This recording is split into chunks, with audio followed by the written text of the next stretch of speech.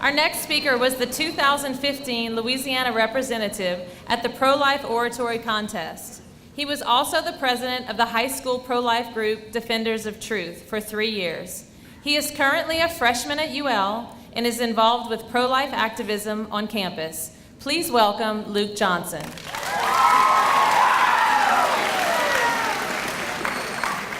Thank y'all. It's great to be here this afternoon with all my fellow pro-lifers. First, I just want to share a little bit about myself. My name is Luke Johnson. I'm from Grand Prairie, Louisiana. I got involved in the pro-life movement about 4 years ago when I went to my first Camp Joshua. Camp Joshua, now known as Pulse, is a pro-life camp that teaches high school students to be pro-life leaders. There, I learned exactly what abortion is and how it hurts mothers, families, fathers, and all of society. When I got home, I had a fire in my heart, and I knew I had to do something about it. I couldn't be content just praying for the end to abortion. So I joined a local pro-life group and later became its president. I was president of the group for 3 years. Our group educated high school students on pro-life issues, prayed at abortion clinics, and volunteered at a local pregnancy center. I'm currently at UL and a part of the pro-life Cajuns there on campus. I've always tried to stay active in the pro-life movement, but I've come to realize that the most powerful way we can build the culture of life is to be pro-life on a daily basis. I think a lot of us don't try to be active in the pro-life movement because we feel like we can't do the big things. We all want to be pro-life superheroes, but the most powerful thing we can do is be pro-life day to day. We have to wake up every day and say, how can I be pro-life today? Most of the time, all we can do is be pro-life to the people around us. And how can we do that?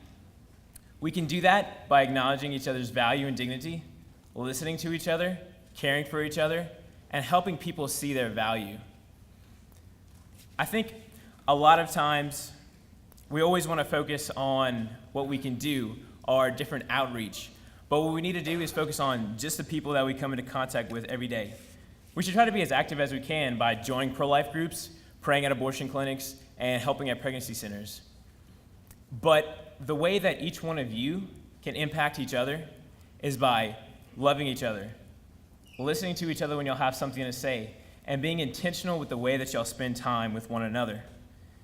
If everyone in this world felt loved and knew their value and worth, then abortion and the culture of death would cease to exist. Women in crisis pregnancies would feel loved and feel cared for and would not feel alone. The unborn would be cared for, and the elderly would be cherished.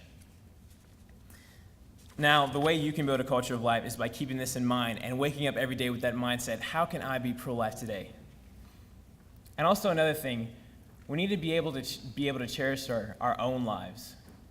Because I think as pro-lifers, we're good at seeing the beauty of life in others, but a lot of times we forget how special we are.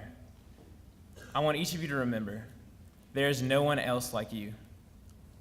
You're created to fulfill a purpose that nobody else can fulfill.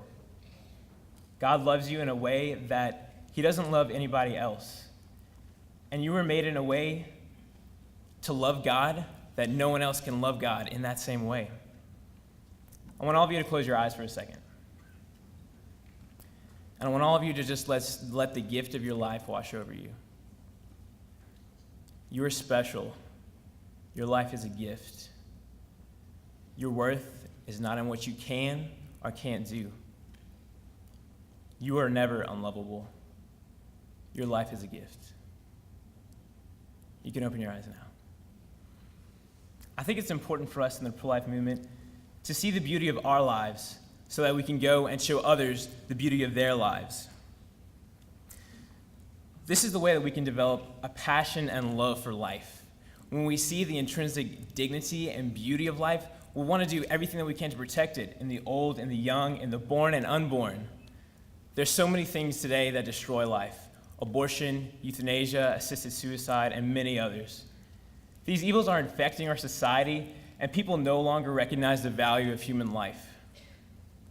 We need to change this. We need to change the way the world views human life, and the way that we do that is by loving our lives and the lives of those around us every day. Let's make today more pro-life than it was yesterday. We are the pro-life generation, and we can change the world. Thank you, and God bless.